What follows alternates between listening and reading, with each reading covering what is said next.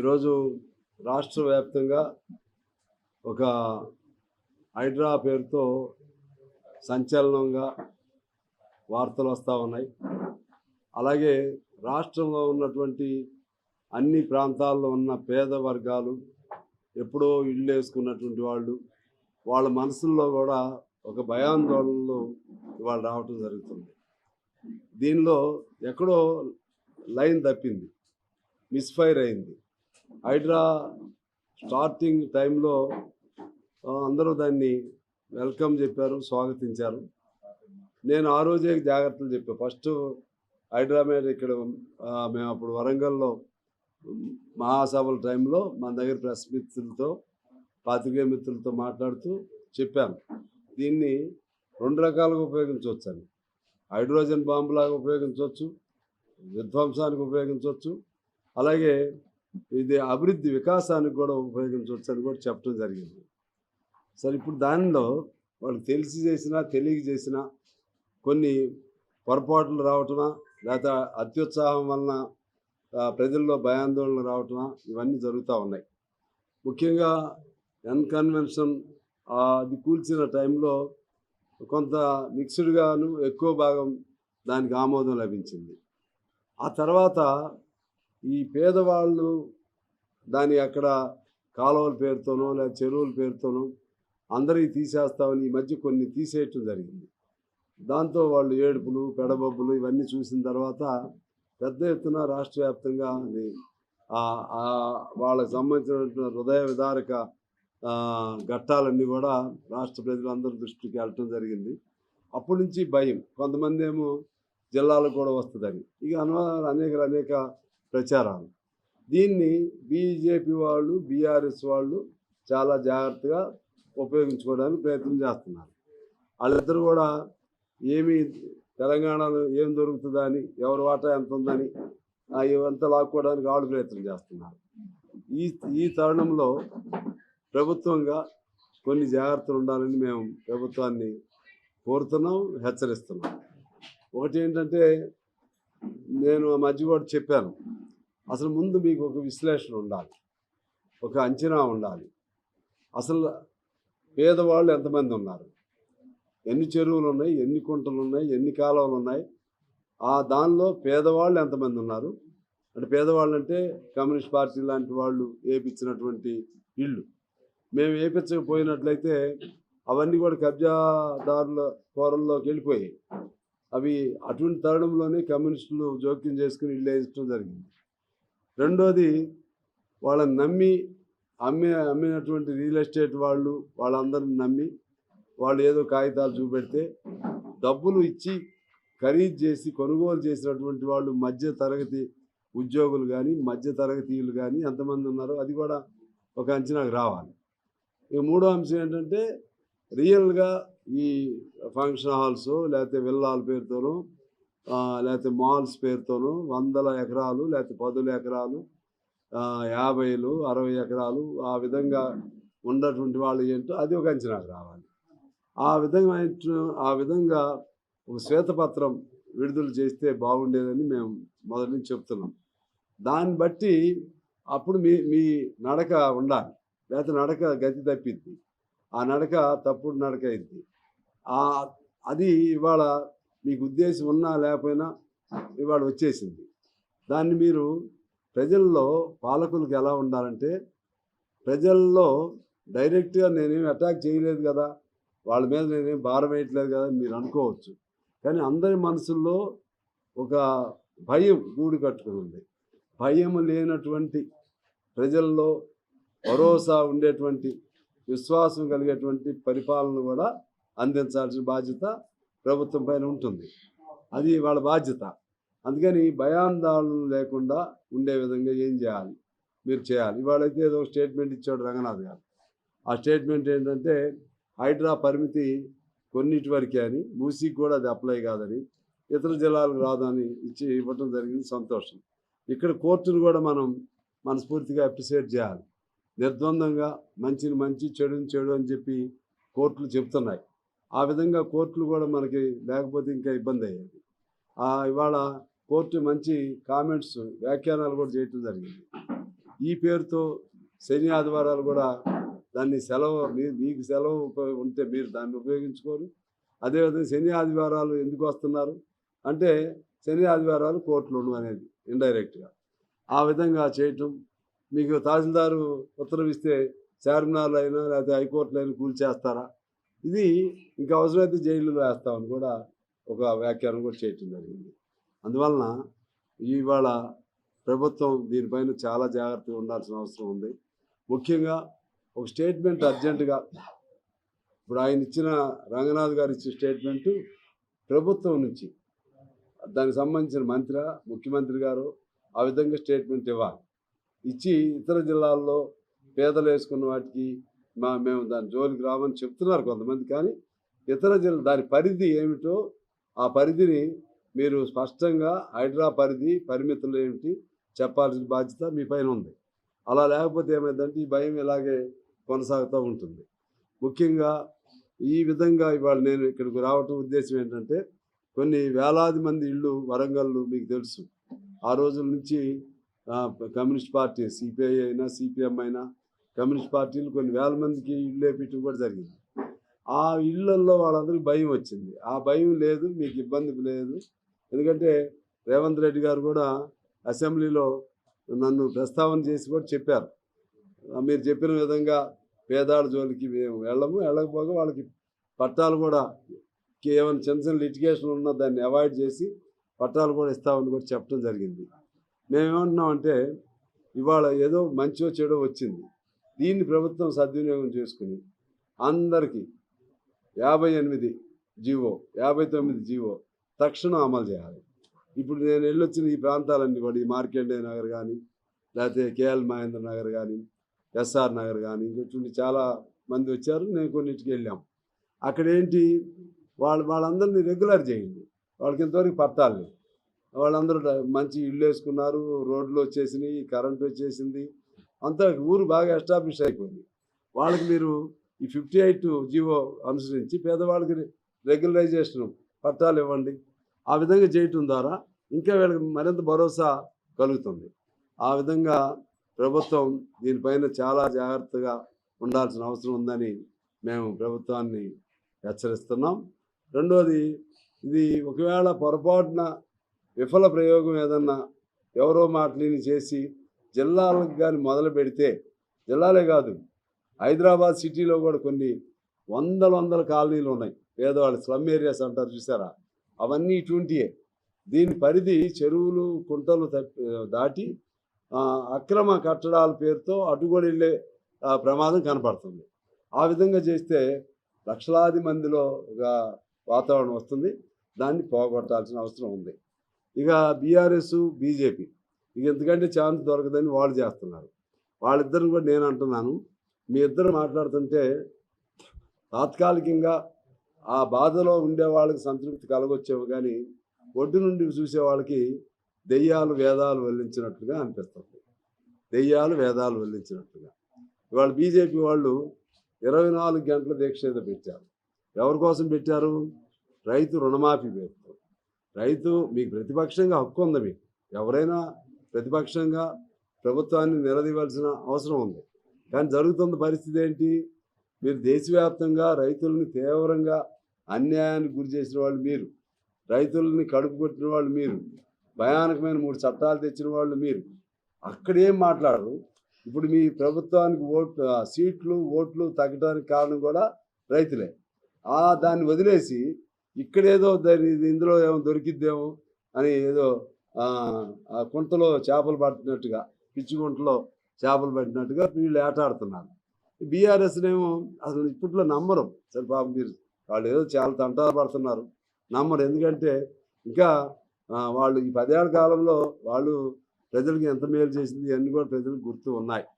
కాబట్టి అదే కాకుండా మొన్న శ్రీనివాసరెడ్డి రెవెన్యూ మినిస్టర్ ఆయన మీద ఈడీ దాడులు చేశారు. ఈడీ దాడులకు సంబంధించి ఏది బీజేపీ వాళ్ళు.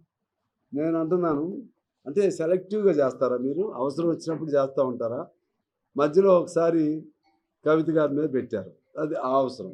మళ్ళీ చాలా కాలానికి గుర్తొచ్చింది ఇప్పుడు శ్రీనివాసరెడ్డి. అంటే ఏంటి? దానిలో కొన్ని భయభ్రాంతులకు గురి చేసి ఇంటర్నల్గా ప్రభుత్వంలో కూడా స్విచ్ పెట్టే కుట్ర మీ దగ్గర కనపడుతుంది. వీళ్ళలో కూడా ఒకరి మీద ఒకరికి పెట్టే కుట్ర.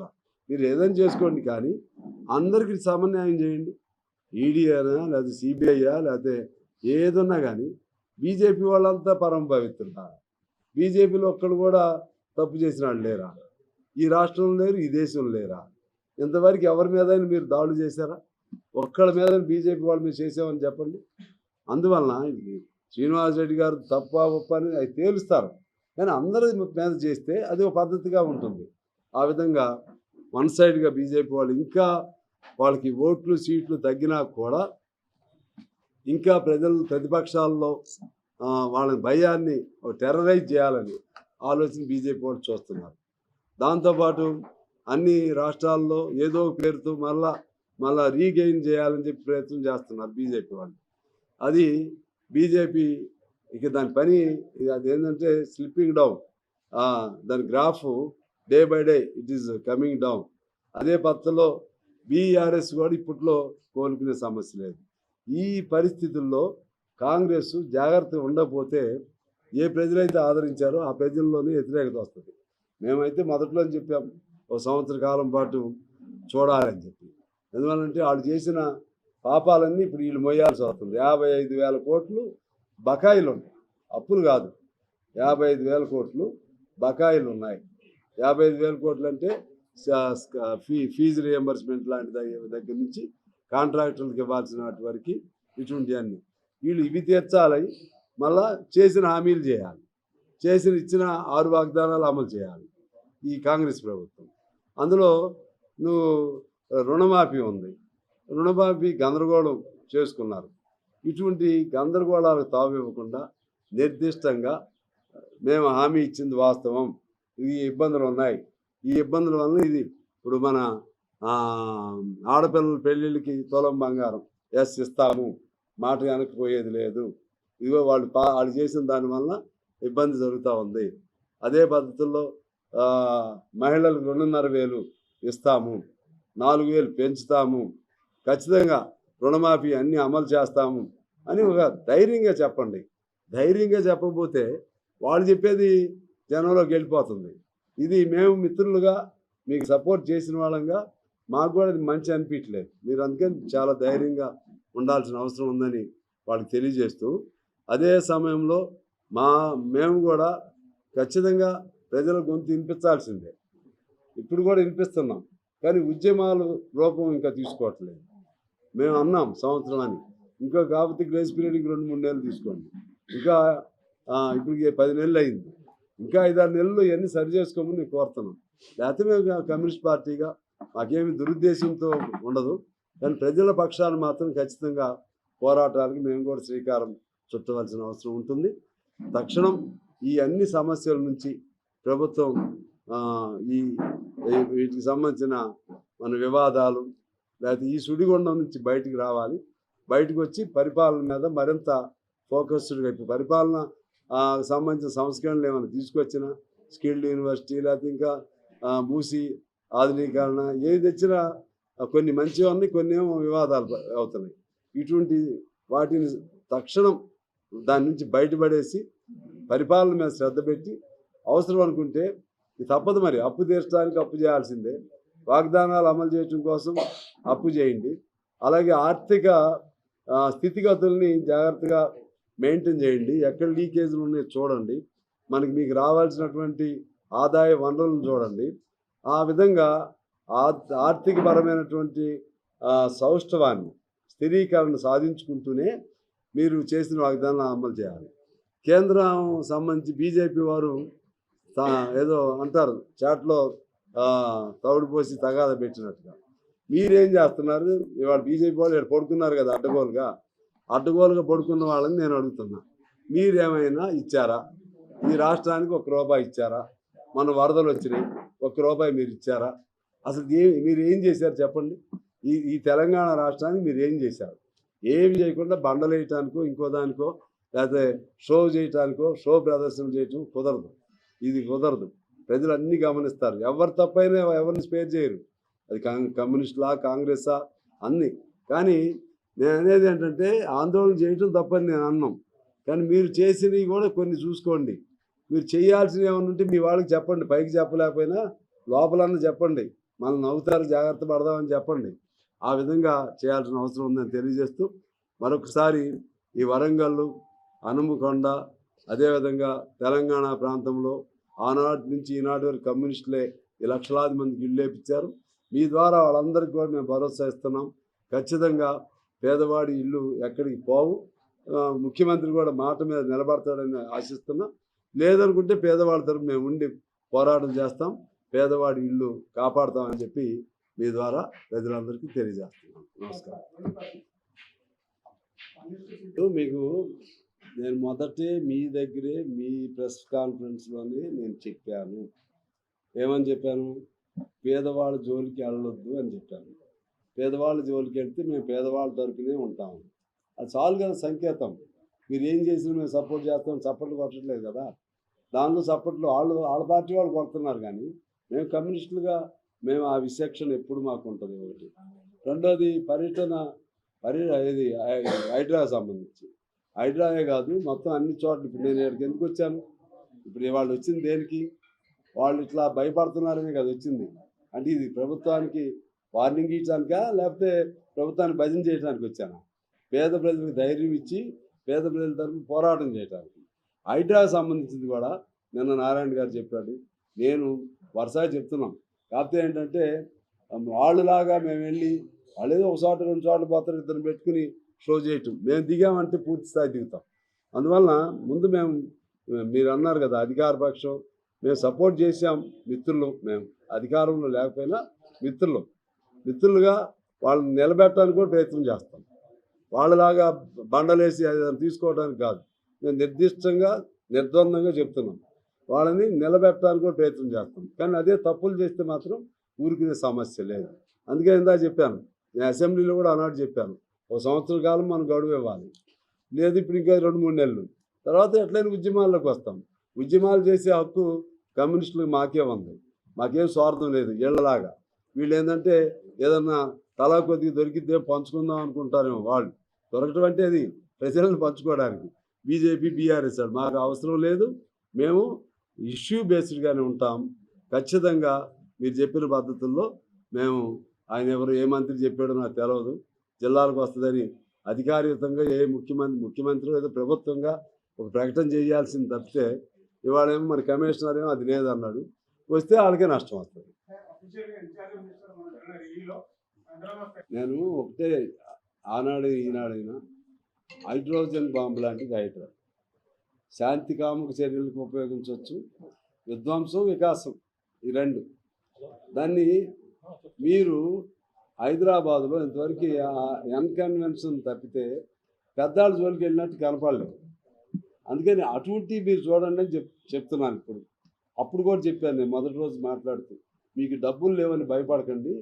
వందల ఎకరాలు ఈ పేరుతో, దాన్ని ఏమంటారు, ఫంక్షన్ హాల్స్ పేరుతోనూ లేకపోతే ఇటువంటి విల్లాస్ పేరుతోనూ అవన్నీ పెట్టుకున్నారు. ముందు వాటిని చూడండి. వాటి దగ్గర మొహమాటం పడవద్దు, కానీ పేదాళ్ళ జోలికి మాత్రం వెళ్ళొద్దు. హైడ్రాని మొత్తమే ఎత్తేమని ఎందుకు చెప్తాను? అది మొత్తం మొత్తం ఎత్తేస్తే మళ్ళీ యథేచ్ఛగా మళ్ళా పేదాడు అక్కడే ఉంటాడు. దీన్ని అడ్డం పెట్టుకుని ఇంకా యథేచ్ఛగా ఈ భూ కబ్జాదారులు వాళ్ళు బయలుదేరుతారు. అందువల్ల ఈ ల్యాండ్ మాఫియాలు, భూ కబ్జాదారులు వాళ్ళకి అది ఉండాల్సిందే, కానీ పేదాళ్ళ జోలికి మాత్రం రావద్దు. ఇది మేము స్పష్టంగా చెప్తున్నాం. పేదాళ్ళ జోలికి వచ్చి పేదాళ్ళని వాళ్ళు అసలు వాడి ఇల్లు కూల్చే ముందు వాడికి పర్మిషన్ ఇచ్చింది ఎవరు? అప్పుడు ఉన్నటువంటి అధికారులు ఎవరు?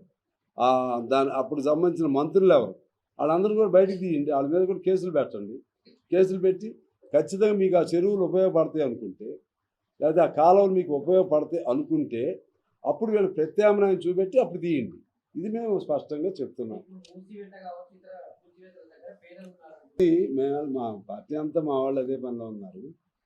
మూసీ దగ్గర ఇతర రాష్ట్రం నుంచి వచ్చిన వాళ్ళు అవన్నీ ఎవరో ఏదో చెప్తే అవన్నీ కూడా మీరు సీరియస్గా తీసుకోవాల్సిన పని లేదు. ప్రభుత్వంగా అధికారయుతంగా చెప్తే తప్పితే ఇట్లా ప్రెస్ మీట్లో వచ్చి నేను నాశనం వచ్చినట్టు చెప్పి పేదలు లేకపోవటం ఏంటి? పేదలు ఉన్నారు అందులో, తర్వాత కొనుక్కున్న వాళ్ళు ఉన్నారు.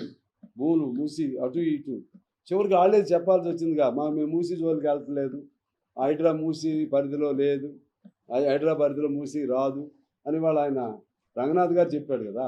మరిన్ని వీడియోస్ కోసం ఛానల్ ని సబ్స్క్రైబ్ చేయండి, లేటెస్ట్ అప్డేట్స్ కోసం వాట్సాప్ ఛానల్ ని ఫాలో చేయండి అండ్ లింక్ డిస్క్రిప్షన్ లో ఉంది.